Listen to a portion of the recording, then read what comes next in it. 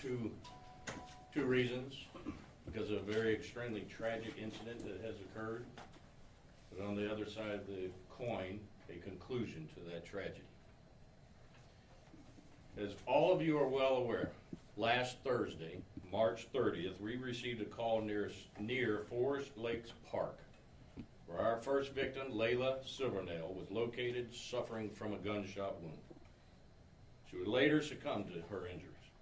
The following morning, we responded to a location about a half a mile away and located a second victim deceased on the side of the road from an apparent gunshot wound. Then on Saturday, April 1st, my deputies located Layla's car abandoned and partially submerged in a pond about 9 miles from the location where she was found. My investigators located the third victim inside of the car. And I'll go ahead and tell you, because you've been asking me for specific details. She was located in the trunk. Now, I want to clear up before we get into those details, based on the interviews, digital evidence from her phone, she was there of her own free will. Now, I'm going to start off by thanking all of the entities. If there's ever a true example of law enforcement, communities coming together and a almost perfect collaboration to come to a conclusion in a week on a triple homicide is truly amazing. Those entities include the FBI, FDLE, U.S. Marshal's Office, and in my opinion, probably the best state attorney in the state of Florida for the 5th Judicial Circuit, Bill Gladson's assistant state attorneys. OPD, my deputies, detectives, forensic professionals, and our citizens, who are truly amazing. Now this one's going to come a shock to you. That includes you, the media. You helped us of getting information. My emotions right now are all over the place because I am so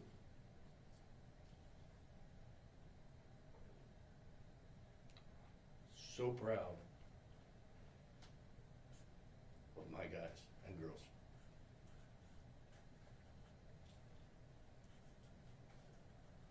I didn't do a damn thing,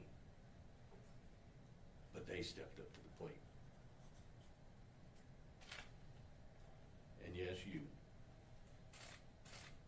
you put information out there, and I'll admit this, you wore my ass out of interviews, you hounded me, but don't ever think I didn't use you as well to get the information I needed. Now, the investigators were able to determine that this group of juveniles were involved in committing burglaries and robberies, which they referred to as a lick. Now, although we had out there that was gang related, we have nothing specific to say that it was any rivalry or anything to such that cause. But however, each and every one of them, in some shape or form, is associated with a gang. Basically, simple terms, there is no honor among thieves. And at some point, these three individuals turned on our three victims and murdered them. Two of them right there. They fled the scenes, but left a lot of evidence in their wake.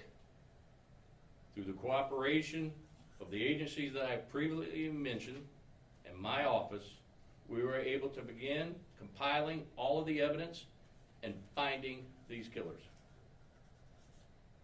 Now, we were shocked and saddened by the violence as all of my citizens. Because we are shocked, not only are the victims juveniles, but the murderers are juveniles as well.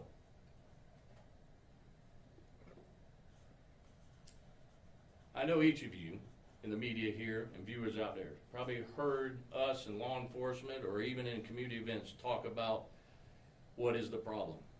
And I'm going to go ahead and address the first thing that I know it's going to come up.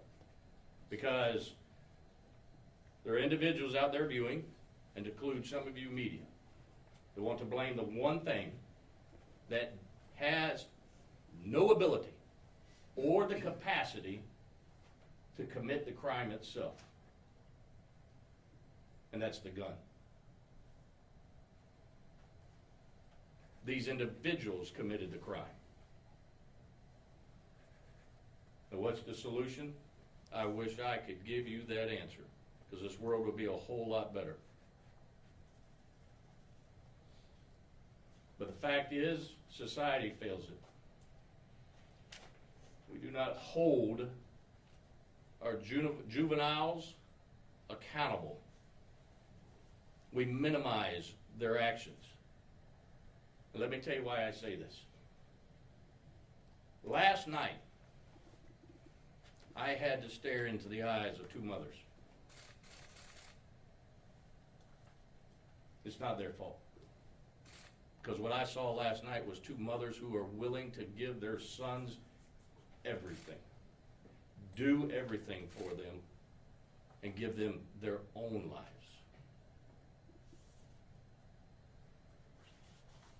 But just like you and I, no matter how much we teach them, because I am a father, I am a father, and I cannot fathom what they were going through.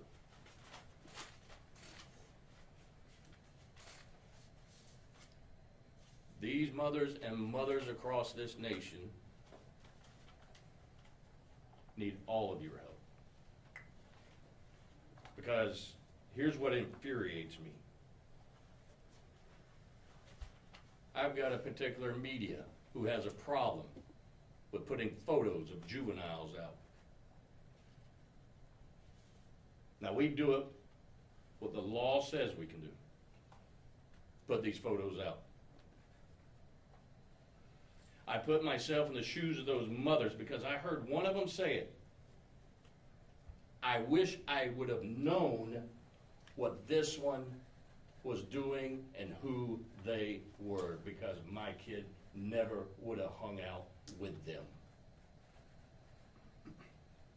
And to think and believe to minimize any actions that is criminal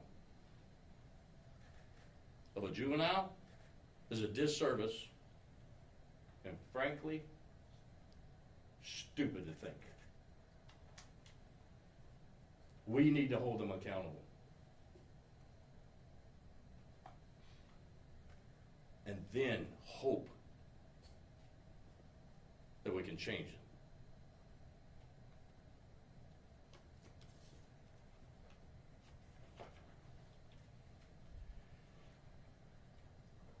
I'm not going to be able to give you everything because there is a third suspect that we were unable to locate last night. But however, you will receive, you may already have it, the probable cause affidavit that tells you the details of the events that occurred. I will tell you this. I already told you of the witness hearing the gunshots. That is when all three were killed. The suspects were in the vehicle.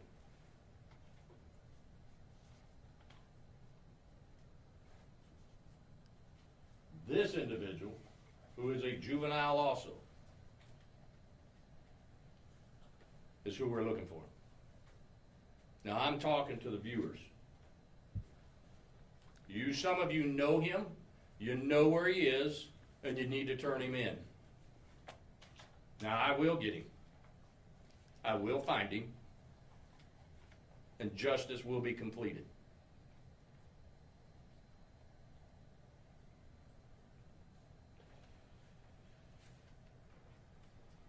As you can imagine, my thoughts are all over this page right now.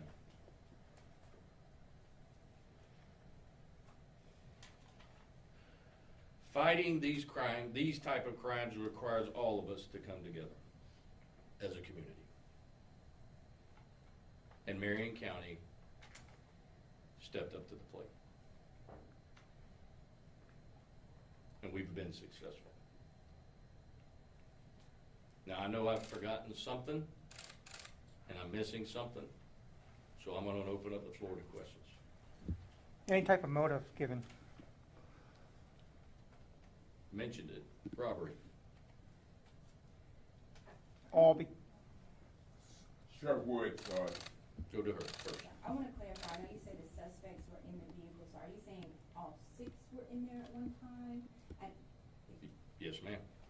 And so, the 3 individuals, the 2 that are in custody and this person, they turned on the other 3 in the vehicle, and that's how this unfolded? That's correct. In the commission of a robbery of the 3 victims? Not going to get into too many more of those details because of the third suspect. Sheriff Wood, Ted Williams with Fox News. Did the suspects and the 3 dead teens, have you been able to determine how long they've known each other? Short time? Sheriff, you mentioned the gun. Do we know how the suspect got a hold of the weapon? Car burglaries. Yeah. Ain't that right? All the gun laws we got in place didn't prevent it, did it? Neither will any new ones. Because here's the fact. The bad guy's going to get a gun no matter what law you have put in place. These juveniles shouldn't even possess a handgun. But they did. And I'll go back to you, add your question. A simple burglary, as some people will say, but I don't consider anything simple when it comes to a burglary. The law allows me, I'll plaster their face up on this page, up on my page, up on media. I will hand it out if the law allows me, because parents have the right to know who their kids are hanging out with and preventing this. What did the suspect's parents say when you spoke with them about their arrest? I personally didn't speak to them about the arrest. It was immediately after the interviews in which I talked to the mothers. But really, they don't have a whole lot to say. If you're a parent, put yourself in their shoes. Holy hell. Panic. I'm scared to death as a parent. Embarrassed. Ashamed. What do you think they're going to say? Sheriff Woods, do you know if these 3 juveniles will be tried as adults? All right, State Attorney's Office is reviewing that right now, okay? So I don't want to say yes and then you turn around no, then you'll end up calling me a liar at some point. So. What does to kind of piggyback off that, so what does accountability look like for you? I know you talked about juveniles being held accountable for their actions. I will refrain an awful lot on that answer to this question, to the full extent of the law. Okay, don't take me wrong. I might be hard on people, but I also have a heart. And I've already told you, I am a father. But here's the one thing my boys know. Growing up, the freaking barber had my permission to whip their asses. And not only that, when this stuff came up on TV, I pointed them. I said, you don't have to worry about the law coming after you. Full extent. Because they took a life. Are y'all comprehending that? They took a life without thought. They deserved. the full extent of the law. Had you come in contact with these teens before? Because I see the pictures. Are these mugshots from previous incidents? I personally haven't, but have we? Minimum contact, I can tell you right now. I know somebody over here had a question. Sure. Andy? Do I understand correctly that the 3 victims were an active part of crimes prior to their deaths with these 3? Is that correct? I don't want to give too much detailed information, okay? But let me put it this way. My dad was a fireman. Always said, where there's smoke, there's fire, okay? That's, folks, don't ask dumbass questions. And Andy, I apologize. But really, do I have to spell it out to you? What do you think they were doing? They're associated with a gang, and I've told some of y'all in interviews, gangs don't go to church on Sunday and then preach the gospel for the next 6 days. They're gangs because they commit crimes. How simple is this idea? Where are we losing it? And I know we're going long, but this is my press conference, not yours. Sheriff, Yes. if all 6 were committing crimes, do you know why the 3 turned on the other 3? I can't divulge that. I wish I could tell you. I'll tell you when we get this one. Okay? Listen, I want to tell you everything. I really do. And since day one, I've wanted to tell you anything. They have had a leash on me like you wouldn't believe. Next. Let's get somebody new. Do we know the timeline of the 3 victims in terms of how they were shot? Was it all at once? And then, Hold back. okay. You heard the bosses. Yes, sir. Do you know how they were apprehended? Were they hanging out somewhere? How were you able to catch up with them?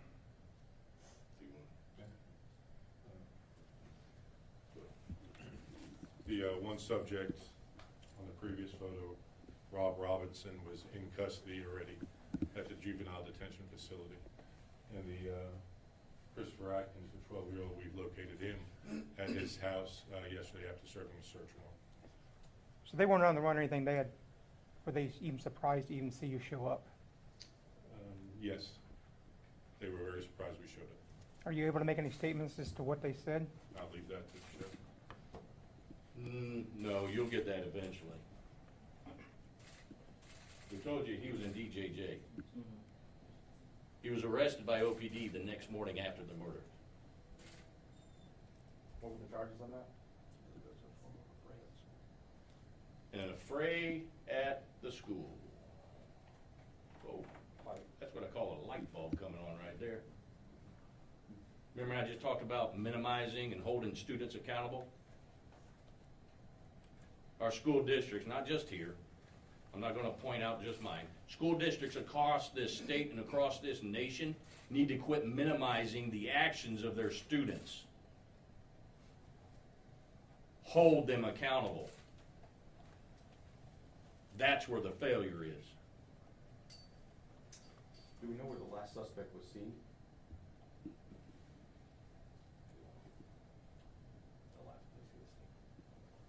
We're going to hold that one. Did all 3 have guns, or was it just one gun? And which one pulled the trigger? Do we know that at this point? All right. Some of that I'm not going to answer. Okay. Some of it I will. The one I will is the 2 confessed to shooting our 3rd victim in the truck. How many guns were involved? I'm not going to answer that one. I appreciate your questions. You wouldn't be doing your job if you didn't ask. Any others? Sheriff, is the 3rd suspect, does the public need to worry about him? No, the community doesn't need to worry about them outside of, I want them to find them.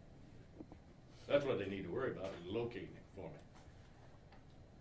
And they do. You ain't ever watched my Wanted by Woods Wednesday? That's successful, and they find them. I'll allow one more. Are these juveniles all students at the same school? No. All righty. Thank you.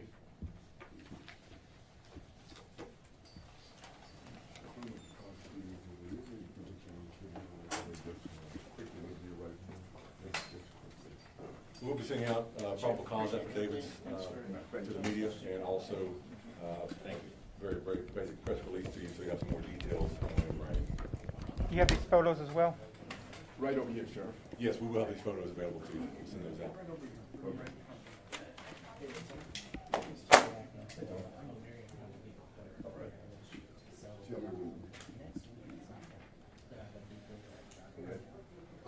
Sheriff, this is some good police work on the part of your department. Thank you. You said that the FBI, that the U.S. Marshal Service, and local police were involved. That is correct, along with FDLE, the Florida Department of Law Enforcement. Can you tell us how much pressure was actually on you, Sheriff, in your department? And an enormous amount of pressure. I mean, what do you expect? We got 3 juveniles that were killed. And knowing what the information which we had, knowing that I had 3 juveniles as the suspect, it's an enormous load on the shoulders of not just me, but them. Because they know what their jobs are and they're damn good, okay? They're good. Did they work 24 hours a day to try to resolve these murders? They have probably had less than 12 hours of sleep since this occurred, each of them. Physical evidence, do you have, or let's say, any video showing that these 3 are suspects together? That one I'm not gonna divulge at the moment.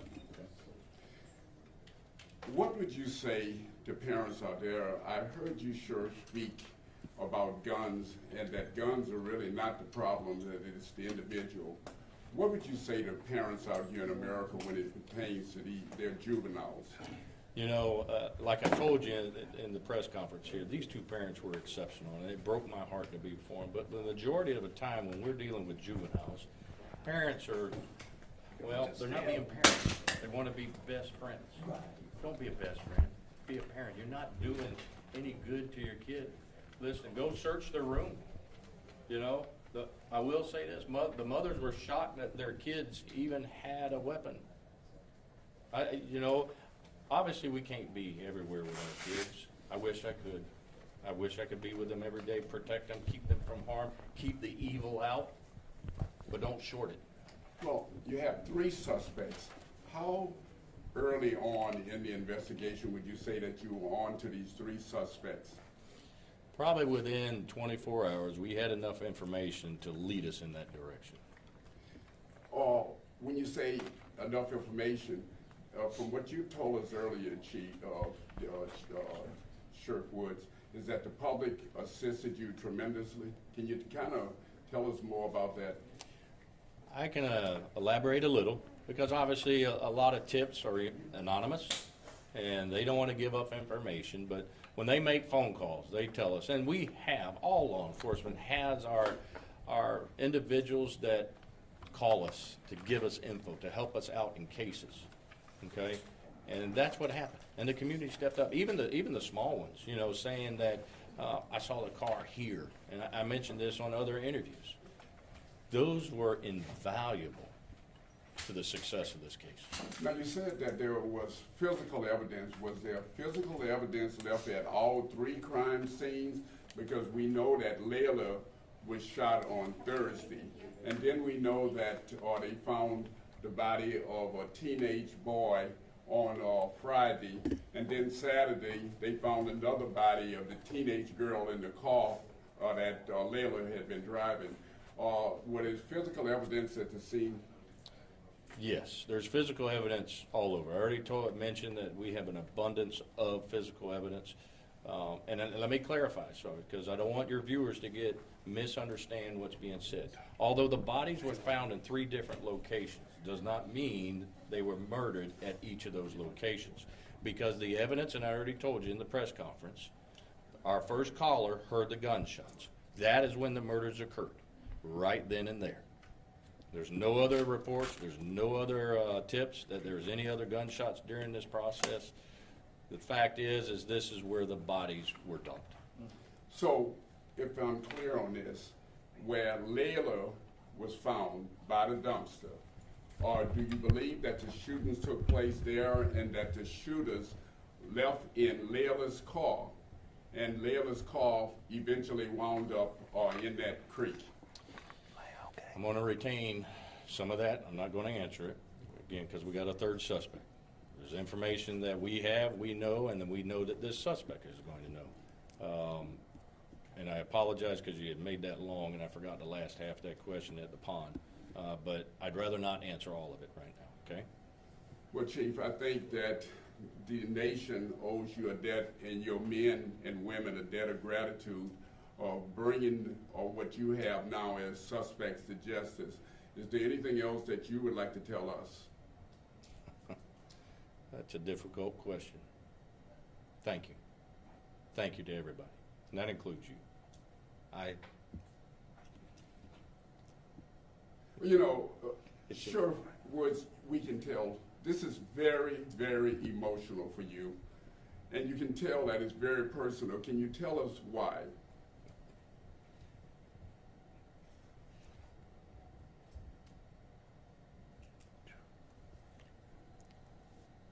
This is my home.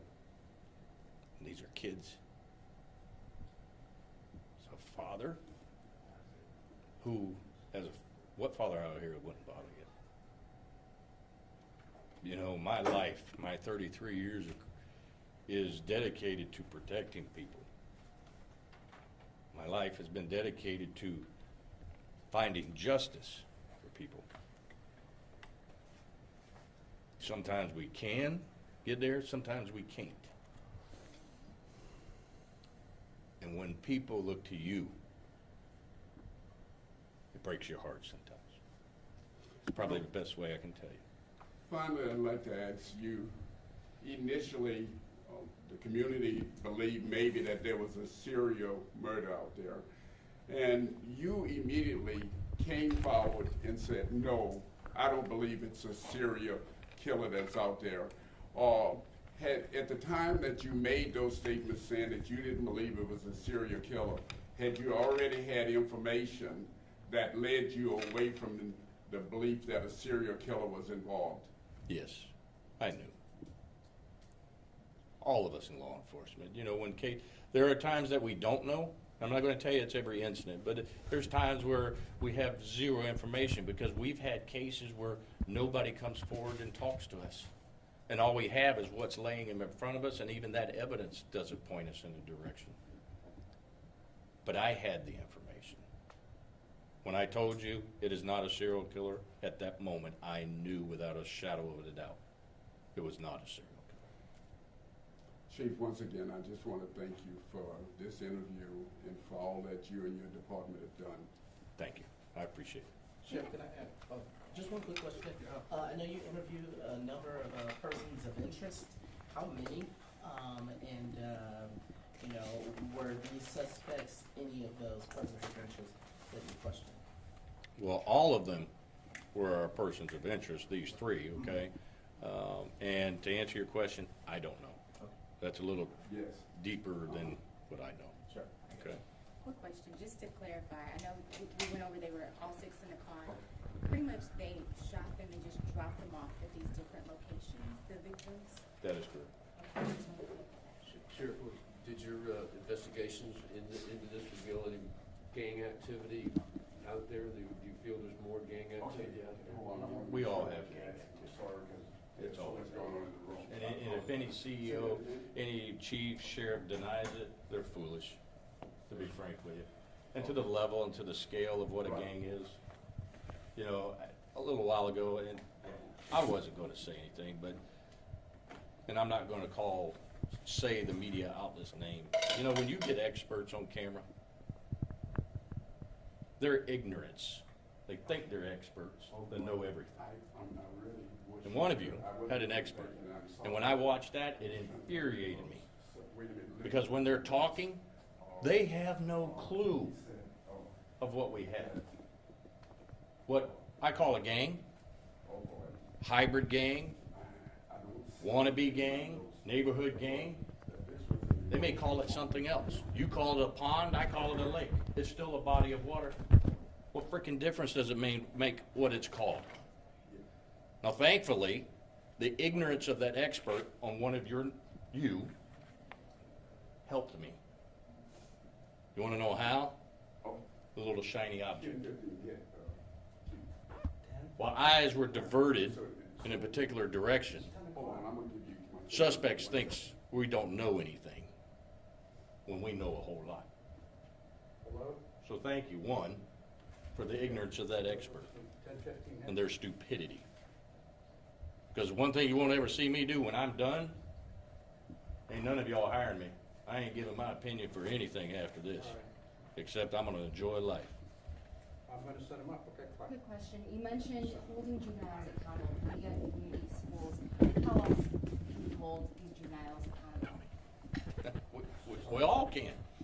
Don't minimize their actions. You know, school districts, they want to divert them into programs instead of calling out. The courts, minimizing the actions of what they've done, their criminal activity. Hold them accountable. Now, don't get me wrong. Don't misquote me. I'm not talking about stealing a piece of bubble gum or the schoolyard fight. Been there, done that, okay? Been on a schoolyard fight. I know what it looks like. I know what it is. I'm talking about the ones that actually are criminals. We all need to. Courts, school districts, quit hiding it. Okay?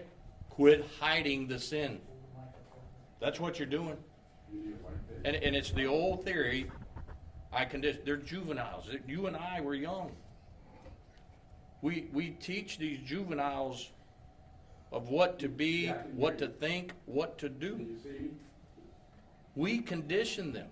So if I say they do something wrong, and, oh, don't do that again. They do it wrong again. Oh, don't do that. Don't do that. What did you say? What are you doing? You're conditioning them to say, oh, nothing's going to happen to me. I'm not going to go to jail. I'm not going to get time. Testing 1, 2, testing 1, 2. It's okay. I can get away with it. Okay, my mic is not on. You hold them accountable, just like I held my sons accountable the first time. They knew that they did wrong. All right, hold on. And these are the consequences that you're Trying to going to get get. it together. And don't get me wrong, I love my boys. You harm my boy, I'll come after you like you wouldn't believe. So now, Okay, I hope I answered your question. all right, can you hear me now? Thank you, guys. Oh, wait, hold on. Can you hear me now? Quick question, were the kids remorseful when you were talking to them? Would they cry, were they sorry what they did, or they just?